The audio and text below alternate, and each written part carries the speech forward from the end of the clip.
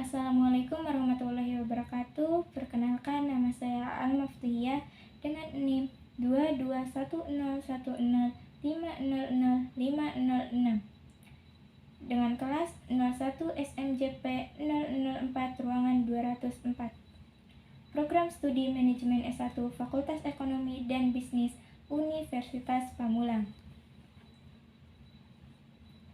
Di sini saya akan mempresentasikan materi mengenai perubahan organisasi. Tujuan pembelajaran: mengetahui perubahan organisasi menurut para ahli, mengetahui jenis perubahan organisasi, mengetahui level perubahan organisasi, mengetahui faktor-faktor penyebab perubahan organisasi, mengetahui langkah proses perubahan suatu organisasi, mengetahui sumber utama penolakan terhadap perubahan organisasi, dan mengetahui penyebab perubahan organisasi. Perubahan organisasi menurut para ahli. 1. Menurut Robbins pada tahun 2006 dalam bukunya halaman 763 menyatakan, perubahan organisasi dapat dilakukan pada struktur yang mencakup strategi dan sistem, teknologi, penataan fisik, dan sumber daya manusia. 2. Menurut Sobirin pada tahun 2005 dalam bukunya halaman 2 menyatakan ada dua faktor yang mendorong terjadinya perubahan, yaitu faktor ekstern dan intern. Faktor ekstern organisasi seperti A. Perubahan teknologi, dan B. Semakin terintegrasinya ekonomi internasional. Faktor intern organisasi mencakup dua hal pokok, yaitu A. Perubahan perangkat keras organisasi atau head system tools, atau yang biasa disebut dengan perubahan struktur, yang meliputi perubahan strategi, struktur organisasi, dan sistem, serta B. Perubahan perangkat lunak organisasi atau soft system tools, atau perubahan kultural yang meliputi perubahan perilaku manusia dalam organisasi, kebijakan sumber daya manusia, dan budaya organisasi.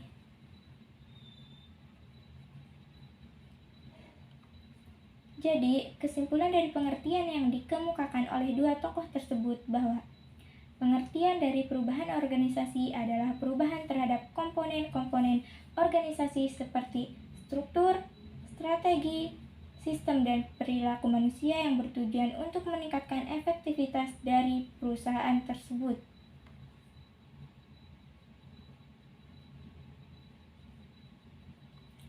Jenis perubahan organisasi. Terdapat dua jenis perubahan sosial, diantaranya yaitu 1. Perubahan terencana adalah upaya-upaya perubahan yang bersifat proaktif dan secara sengaja dilakukan organisasi. 2.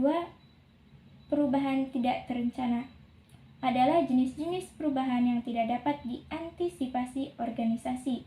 Contohnya adalah perubahan cara pandang tentang pekerjaan, perubahan penafsiran simbol-simbol dan pemaknaan dalam organisasi, perubahan politik internal organisasi, dan lain-lain. Level perubahan organisasi terbagi menjadi 3 perubahan, yaitu 1. Perubahan makroevolusioner, 2. Perubahan mikroevolusioner, dan 3. Perubahan politis. Perubahan makroevolusioner adalah perubahan-perubahan organisasi yang disebabkan oleh perilaku organisasi-organisasi. Tindakan atau aksi dari organisasi-organisasi lain seringkali mempengaruhi suatu organisasi, sehingga terjadi perubahan. Perubahan mikroevolusioner adalah perubahan-perubahan yang disebabkan pengaruh faktor-faktor internal dalam siklus atau daur kehidupan organisasi, baik karena pertambahan ukuran dan kompleksitas maupun masalah pertumbuhan dan penurunan organisasi.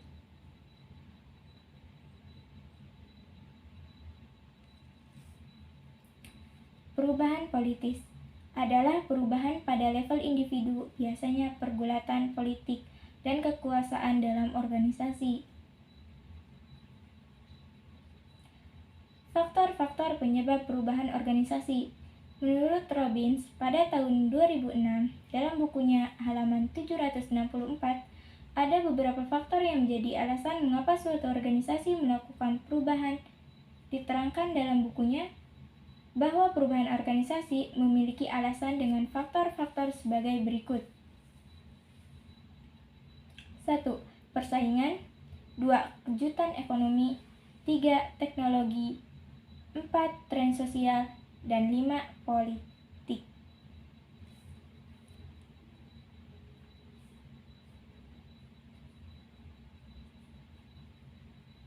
Langkah proses perubahan suatu organisasi. Proses perubahan suatu organisasi adalah tata cara untuk mencapai perubahan organisasi yang lebih baik dan lebih berkembang. Langkah tersebut terdiri dari 1. Mengadakan pengkajian. 2. Mengadakan identifikasi. 3. Menetapkan perubahan. 4. Menentukan strategi. Dan 5. Melakukan evaluasi. Mengadakan pengkajian, yaitu dengan kita mengkaji ulang suatu sistem, kita dapat mengetahui apakah suatu organisasi tersebut dapat berjalan dengan baik atau tidak dengan memakai sistem yang lama.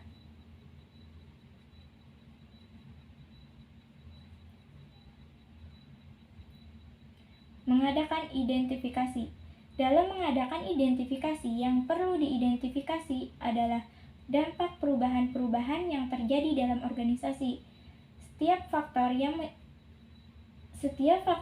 menyebabkan terjadinya perubahan organisasi harus diteliti secara cermat sehingga jelas permasalahannya dan dapat dipecahkan dengan tepat. Menetapkan perubahan, yaitu sebelum langkah-langkah perubahan diambil, pimpinan organisasi harus yakin terlebih dahulu bahwa perubahan memang harus dilakukan, baik dalam rangka meningkatkan kemampuan organisasi maupun dalam rangka mempertahankan eksistensi serta pengembangan dan pertumbuhan organisasi selanjutnya. Menentukan strategi, yaitu apabila pimpinan organisasi yakin bahwa perubahan benar-benar harus dilakukan, maka pemimpin organisasi harus segera menyusun strategi untuk mewujudkannya. Melakukan evaluasi, yaitu untuk mengetahui apakah hasil dari perubahan itu bersifat positif atau negatif. Perlu dilakukan penilaian. Apabila hasil perubahan sesuai dengan harapan, berarti berpengaruh positif terhadap organisasi, dan apabila sebaliknya, berarti negatif.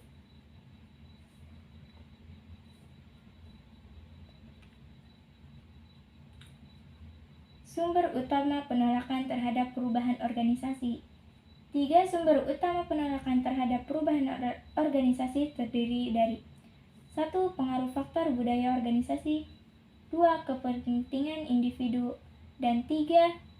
Persepsi, sasaran, dan strategi organisasi. Penyebab perubahan organisasi. 1. Penyebab perubahan organisasi ada 2 diantaranya. A. Perubahan eksternal meliputi kebudayaan, pendidikan, sosial, politik, ekonomi, dan teknologi. B. Perubahan internal meliputi kegiatan-kegiatan karyawan, strategi dan kebijaksanaan, tujuan organisasi, dan teknologi. Aktor yang memainkan peran dalam perubahan. Menurut Berger pada tahun 1994, 1. Agen perubahan, yaitu mereka yang memiliki kemampuan sebagai pelopor dan motivator perubahan dalam organisasi. 2. Manajemen perubahan, yaitu mereka yang memiliki kapabilitas khusus dalam membuat rencana, mengorganisir, dan mengimplementasikan perubahan. 3. Fasilitator perubahan, yaitu orang-orang yang tersebar di semua level organisasi dan secara aktif mendukung agen perubahan dan manajer perubahan. 4. Penghalang perubahan, yaitu pihak-pihak yang secara pasif menentang perubahan, dikarenakan merasa enggan atau cukup puas dengan kondisi yang ada. Dan 5. Pementang perubahan, yaitu mereka yang secara aktif dan terang-terangan menentang perubahan. Sekian presentasi yang dapat saya sampaikan, kurang lebihnya mohon maaf. Wassalamualaikum warahmatullahi wabarakatuh.